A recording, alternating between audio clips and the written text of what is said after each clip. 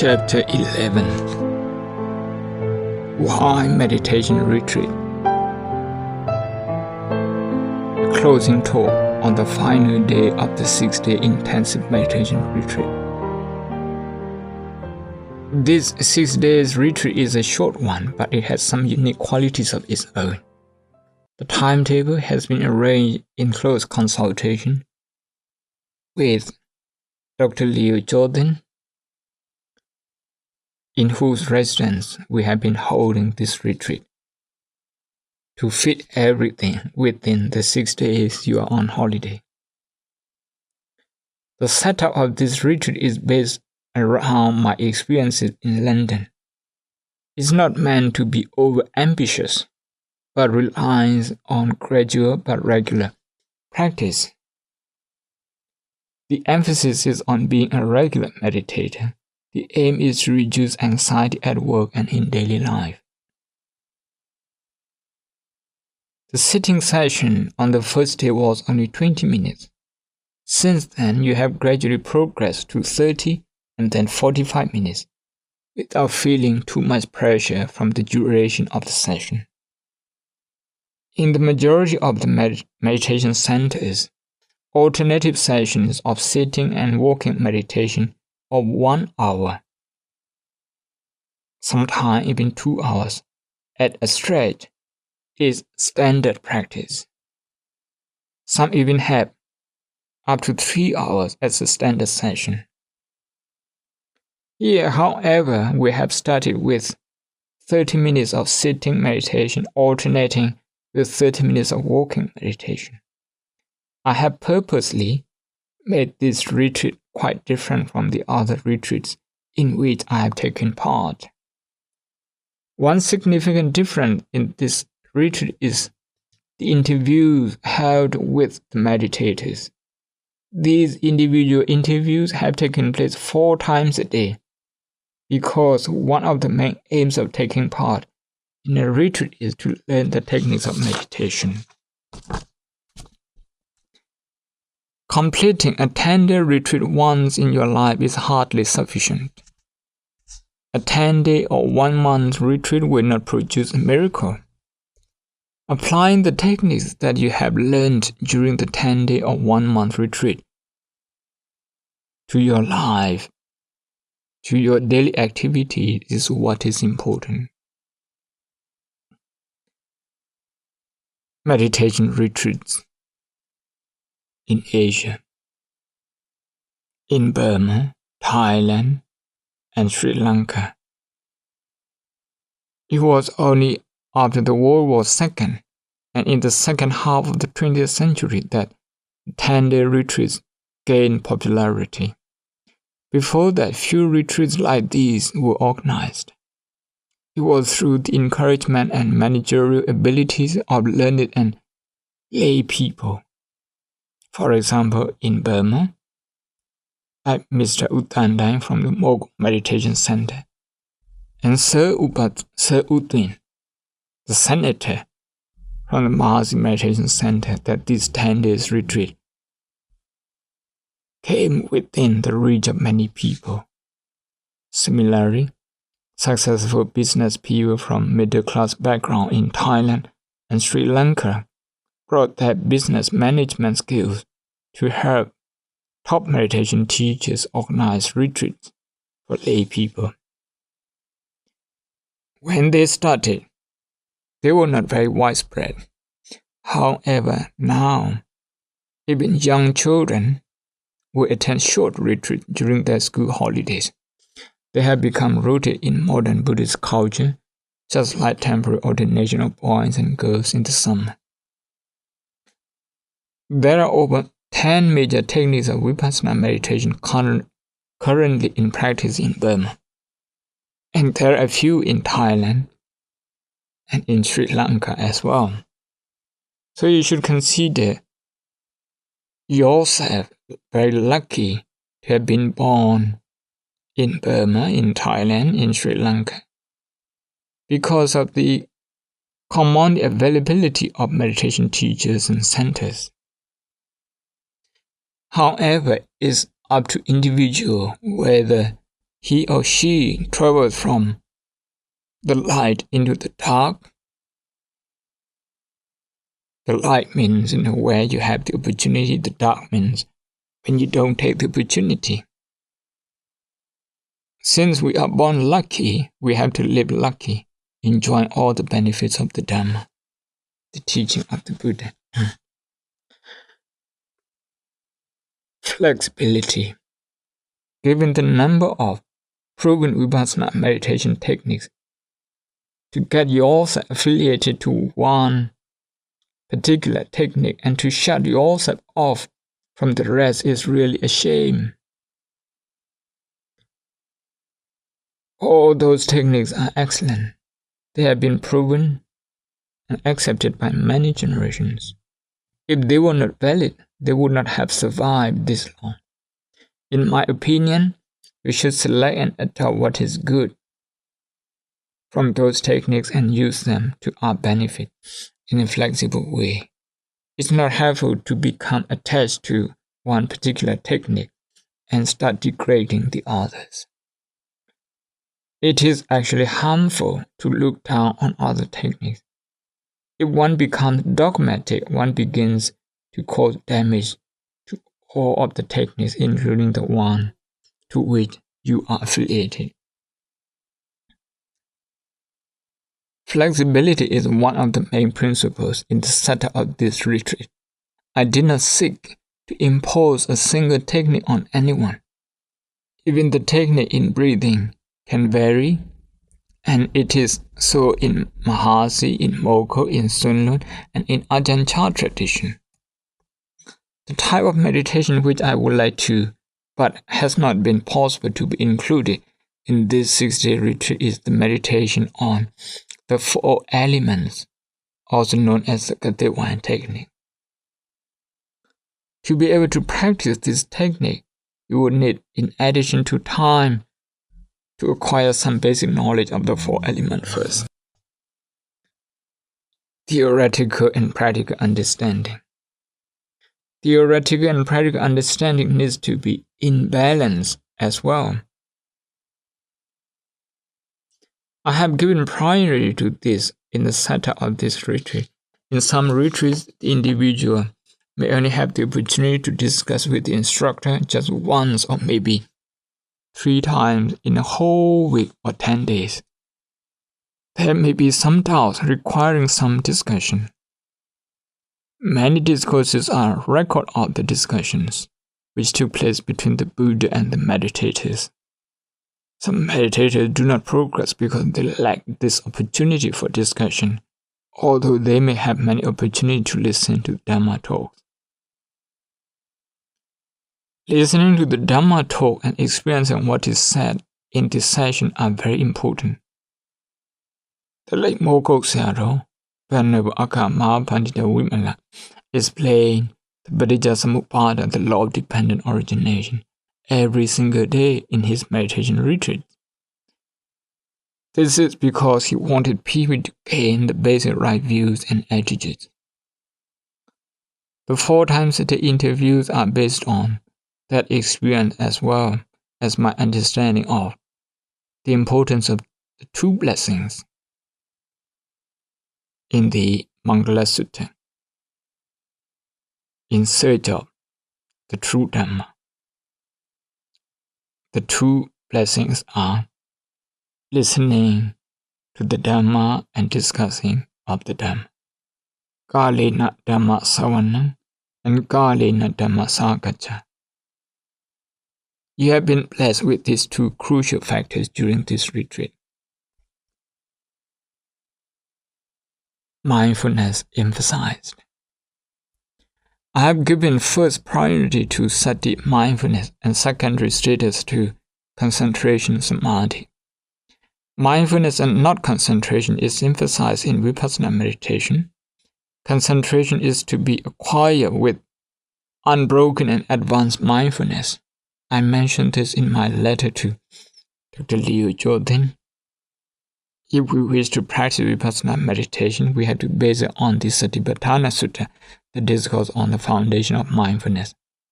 Of the many discourses, this one is most complete. In the Satipatthana Sutta, priority is given to sati awareness because it formed the basis as well as the principle of the practice. You will know whether effort and concentration are balanced through awareness.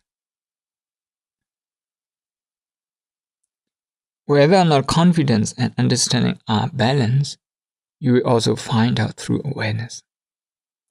That is why you require awareness, sati, sometimes called mindfulness. You will require this all the time.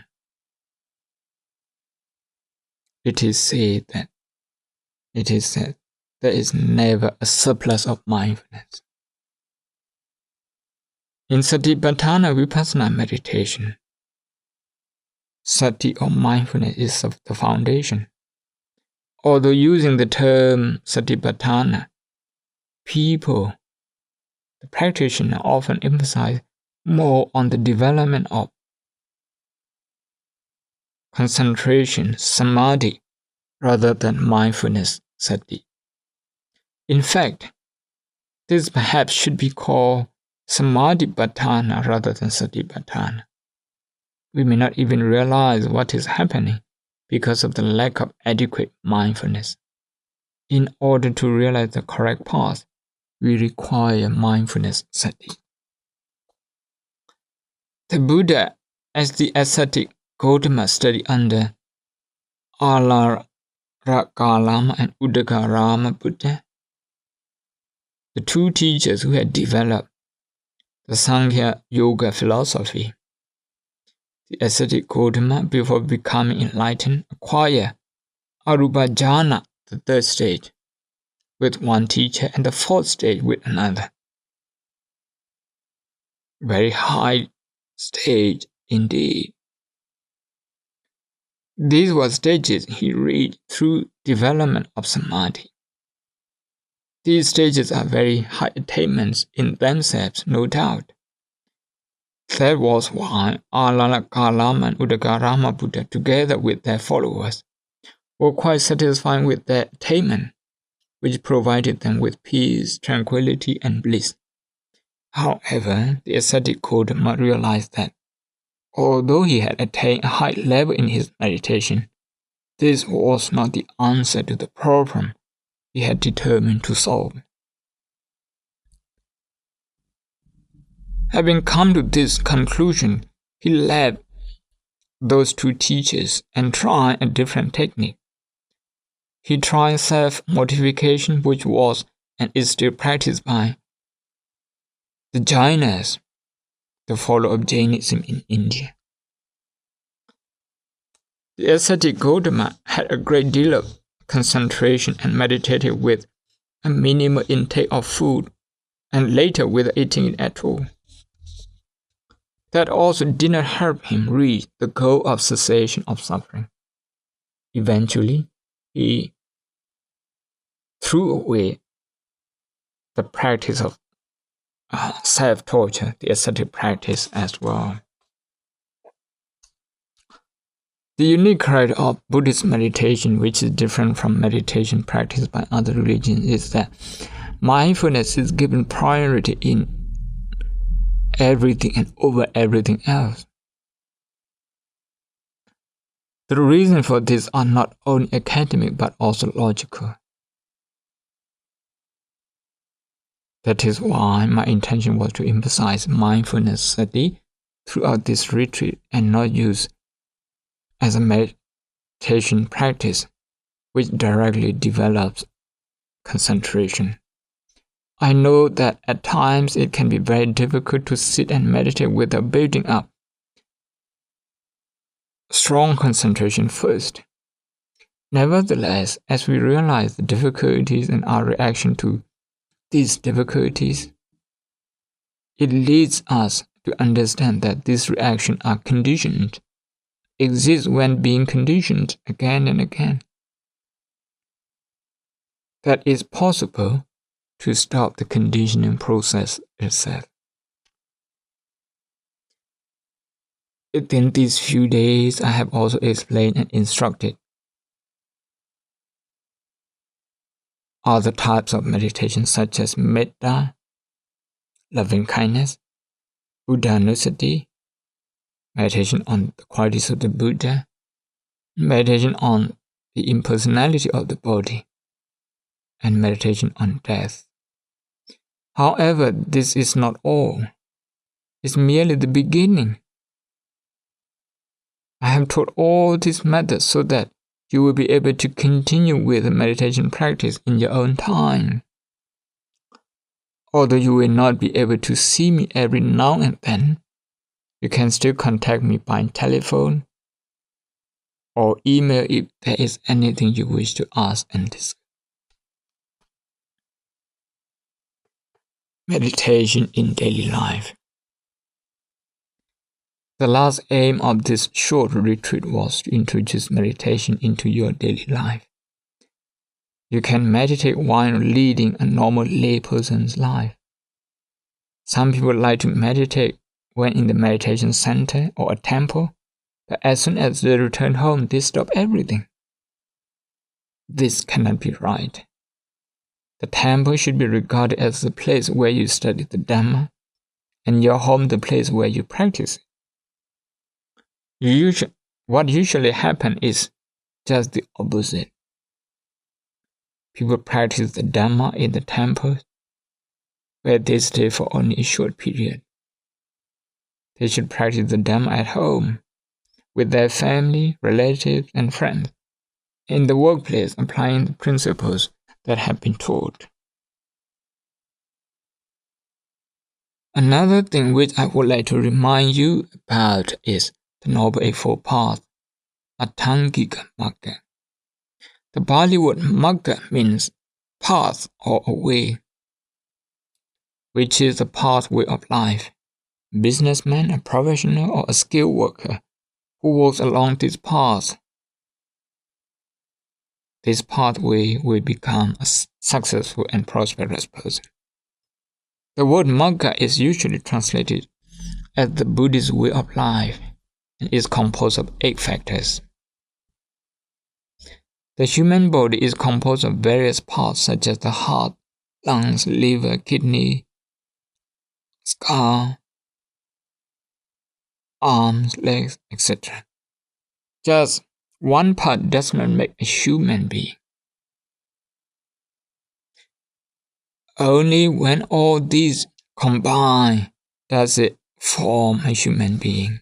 Likewise, just one component of the 8 factors does not form the path. Both mindfulness and concentration are part of this path. Only when all 8 factors, 8 components, are present does it construct the path, the pathway, and become the true path. This Magga Satya, the truth of the path, may be simply divided for practical purpose into dana, generosity, sila, ethical morality, and bhavana, meditation. Usually people practice generosity and ethical morality, but leave out meditation. They tend to choose what they want to do and sometimes say, "Oh, the time is not yet right for me to do meditation." What happens then is that because they pick and choose, this practice no longer becomes the right path and no longer meets the criteria of the Four Noble Truths. Unless you are on the noble path, Arya Magga, you are not practicing Buddhism. You may not be,